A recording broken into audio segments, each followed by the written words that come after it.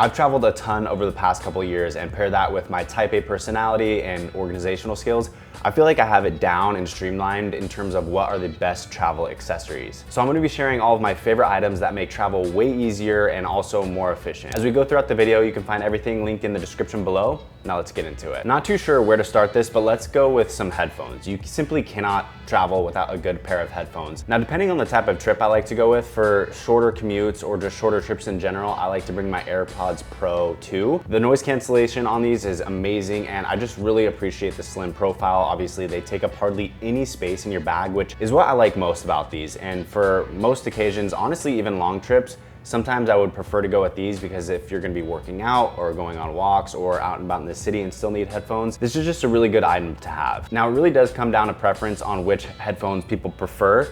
Obviously, you have the over-the-ear headphones, which are extremely popular.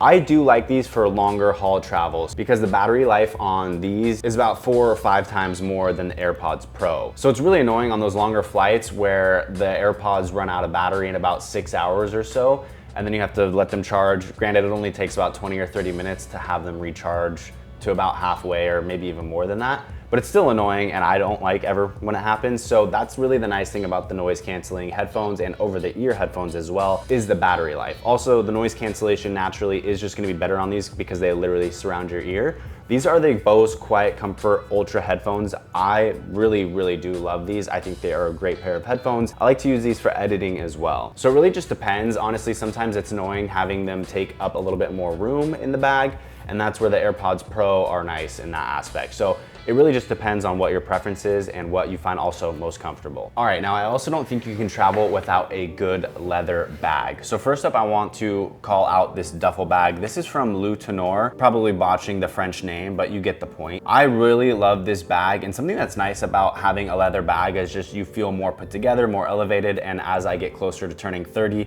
this is just something that I appreciate a lot more. And so if you're kind of entering that stage in your life, I highly recommend it. This is nice in terms of a duffel bag just because I think it carries a lot more than a typical backpack would in terms of volume. So that's what I really enjoy about it. And the one drawback though is it's just not as easy to carry around. It has this option where obviously you can hold it by the handles or obviously sling it over your chest or shoulders rather.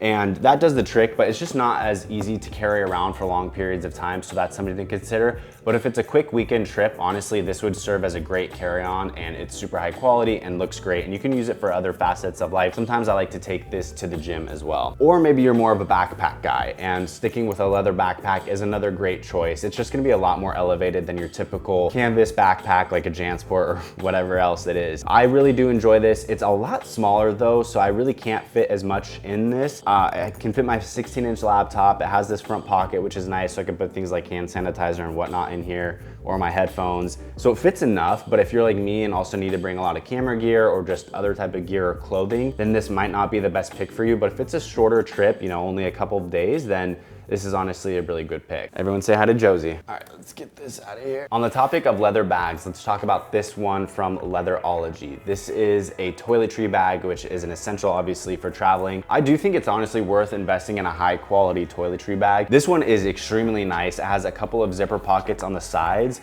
so it can really fit honestly more than I would ever need. But I feel like the older I get, the more that I like to put in my toiletry bag. So it's really convenient. It's obviously lined with nylon, I believe, just so in case anything spills in there, then you don't have to worry about it.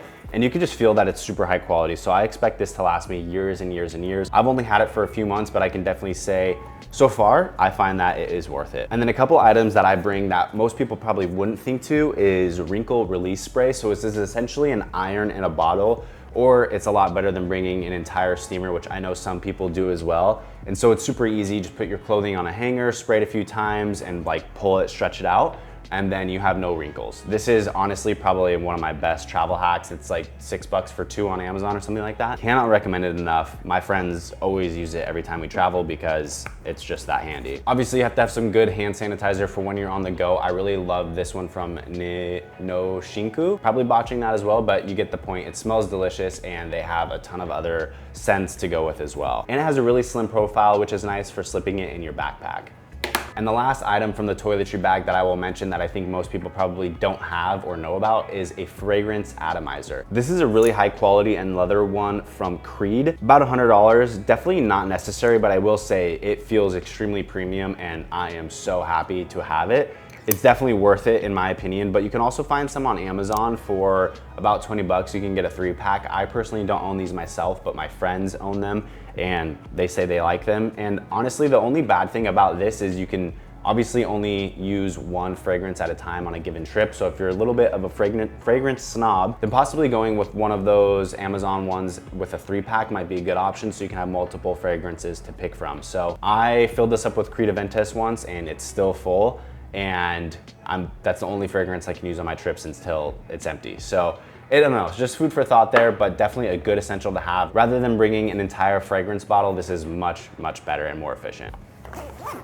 All right, now obviously I am a content creator and I recommend people have a digital camera regardless, especially for vacations. The iPhone takes great pictures, but until you have a dedicated camera, you can just really notice such a massive difference. So I will put a few examples here that I've taken on my own. And the best thing about this is the Canon G7X Mark III. I do highly recommend it. And what I love about it most is it's just a great point and shoot camera. So people always ask me what my settings are on this and I literally just turn it on auto and that's it. Like I don't play with anything. Sometimes I'll do force flash, especially if it's a little bit darker. Other than that though, like that's the best thing about this is you really don't have to have extensive knowledge in terms of how to operate a camera. I think once you play with it a lot more, you learn angles and like what looks good in terms of taking the shot, but you can literally put this in anyone's hand and they can take pretty solid photos, and honestly they look way better than an iPhone, I promise you that. On the topic of iPhone, charging your phone is extremely important, so I have a couple of key chargers that I like to bring.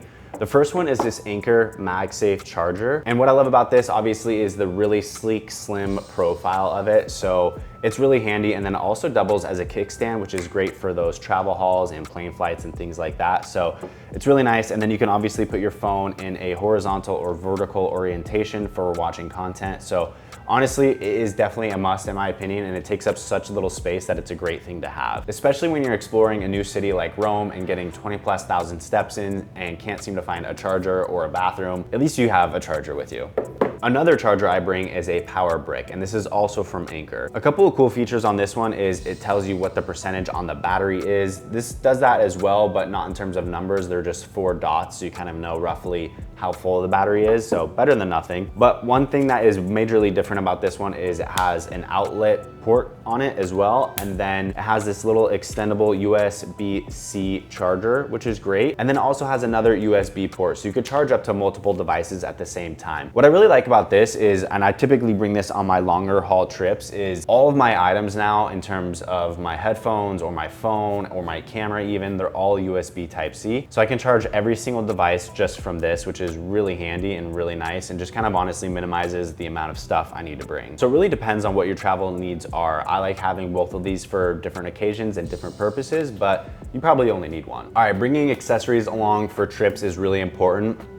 And I got this watch travel case from Amazon. This was only, I think like $35, and this has 2 watch rolls that it can bring inside of it. They have other options that are as small as 1, and then they have 3 and up to 4. So if you wanna bring 4 watches on a trip, you can certainly do so. I think that's a little overkill in my opinion, but typically what I like to do is wear a watch on my flight and then bring 2 as options. So it really just depends obviously how many watches you have or what you think is best for you, but I can honestly say I love this, and it's really nice because these rolls itself come out of the case, so it's really easy to store your watches and they feel extremely safe in there. I never have to worry about it, so definitely a good pickup in my opinion. They have different colors as well, but I thought that the brown leather one looked the most high quality. Another essential item for going on vacations is a water bottle. So I bring my Awala. I like the all black. I'm pretty boring, but I think it's the most aesthetic. What I love about this bottle is the fact that it has a straw and also a spout, so you can like either drink it normally like a water bottle or drink it as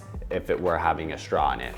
You probably have heard of this bottle because they're extremely popular, but honestly, I've had Hydro Flask, I've had Yetis, I have so many other water bottles, and this is by far the most tried and true and my favorite. I think this is the 24-ounce bottle, so it's a little bit more slim, but I like that for just being able to slide it into my backpack. And what's nice is it has a locking system as well. The only thing I will say, be aware, is if you keep it closed, obviously you will be when you take off on the plane, and the pressurization of the plane when you go to open it it will squirt, for a lack of a better term.